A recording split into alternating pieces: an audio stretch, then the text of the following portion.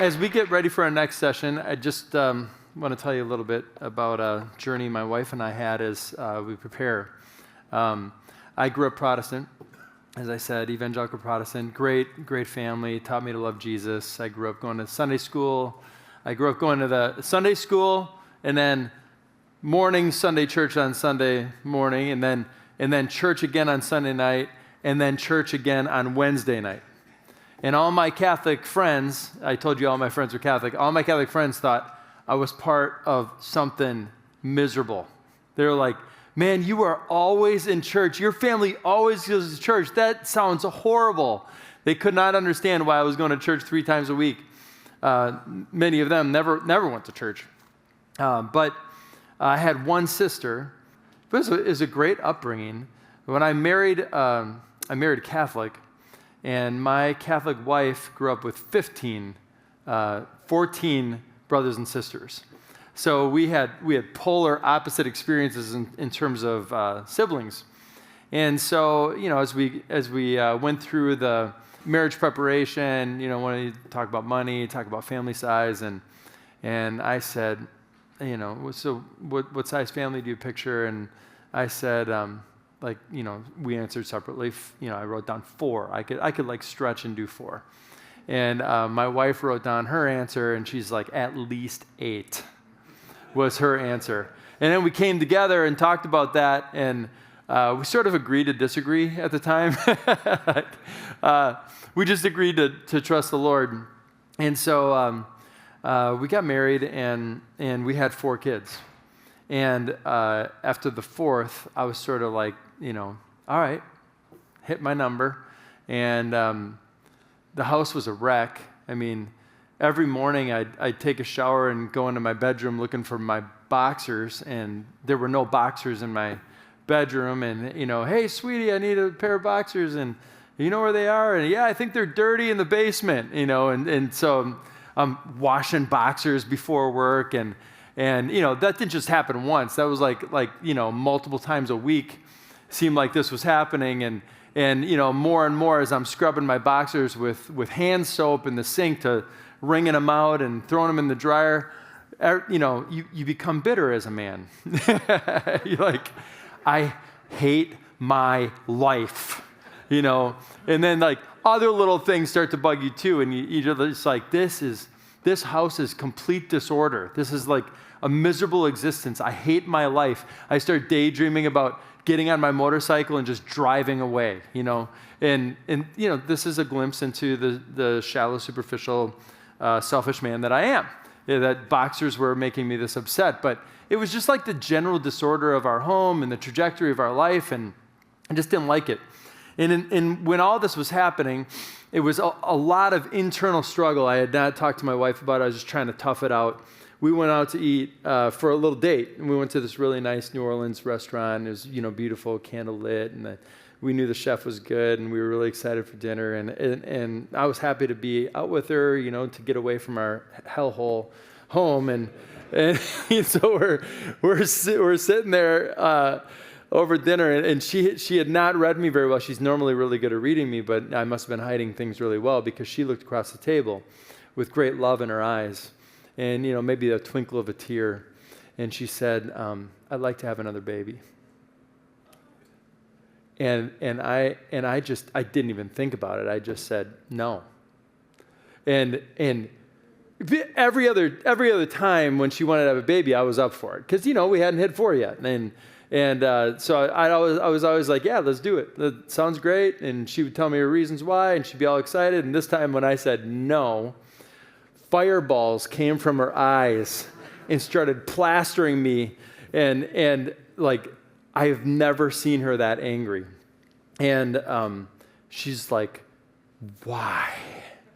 And I just went off about the boxers and the dishes and never having groceries in the fridge and just never mopping floors and just a mess around the house.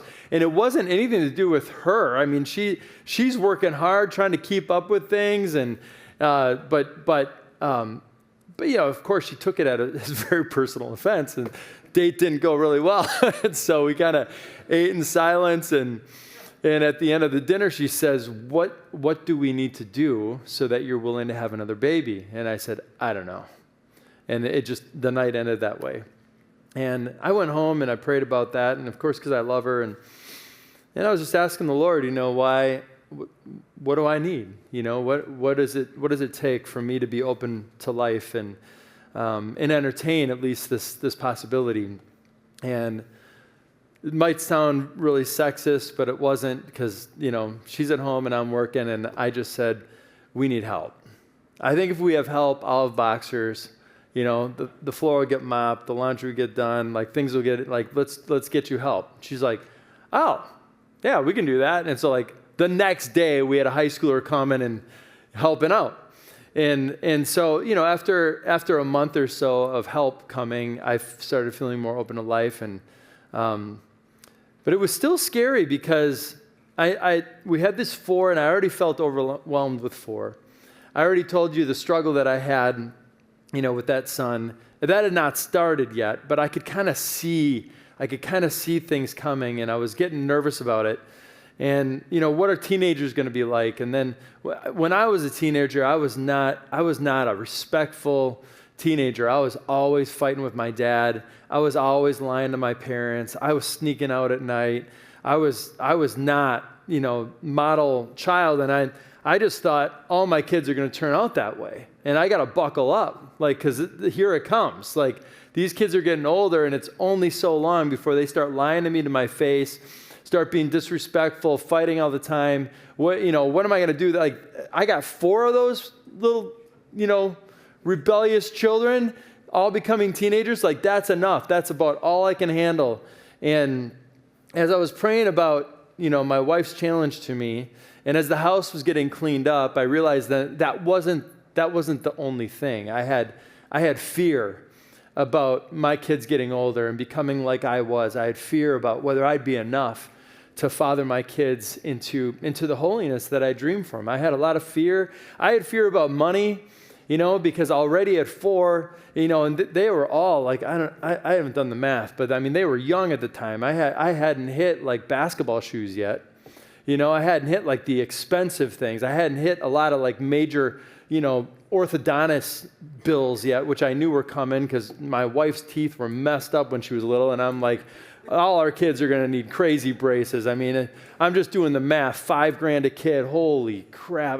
Where is that money coming from? I realized I was worried about money. I realized I was worried about, just being a good enough father for them.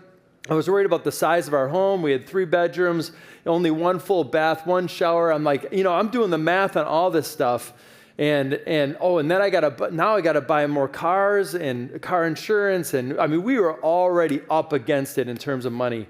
And I just felt the Lord start to whisper to my heart, trust me. Trust me. I'm a good father. I'm going to take care of you. I will make you enough. I will give you enough.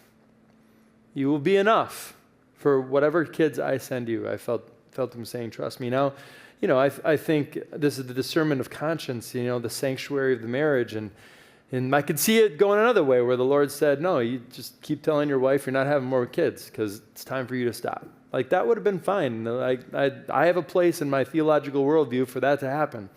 But that's not what happened. The Lord was just saying, trust me, trust me, trust me. And so one day I just told my wife I was open to have another baby.